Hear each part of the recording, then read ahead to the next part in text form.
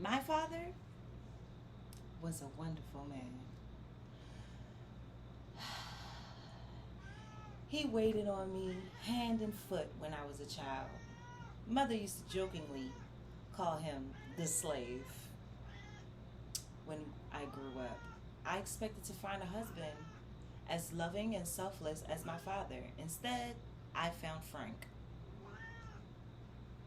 I would always give Frank 30-minute back rubs, which he always asked for. He'd never give me back rubs unless I begged, then only for 30 seconds. One time, I broke both my arms and they were put in casts. Despite this, I continued with Frank's back rubs. The doctor warned me that if I continued using the muscles in my arms that way, I would permanently damage them and have unbearable shooting pains for the rest of my life. I told Frank what the doctor said, and Frank told me I was exaggerating because I was lazy and didn't care about his back and how his back felt.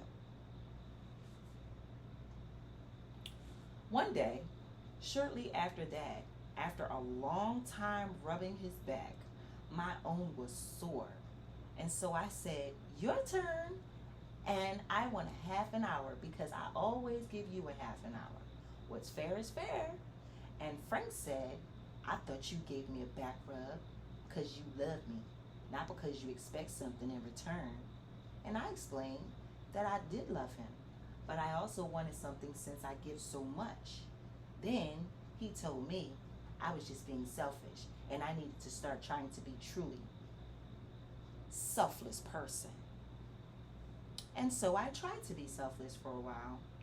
But the shooting pains in my arms, which he also refused to massage, were so unbearable that finally I figured it would just be easier to kill Frank than continue to try to be selfless.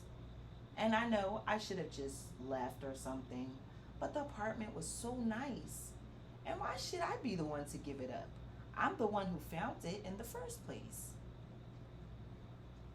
And I suppose even then there were other ways to handle things, but I couldn't think of any at the time.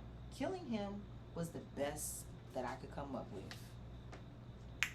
The real problem with Frank was, I think, my inability to be assertive, to assert myself. I mean, had I just asserted my right to back rubs and to my arms and to my apartment, which I found, then maybe Frank would have respected my needs and I wouldn't have felt that killing him was the only option available to me.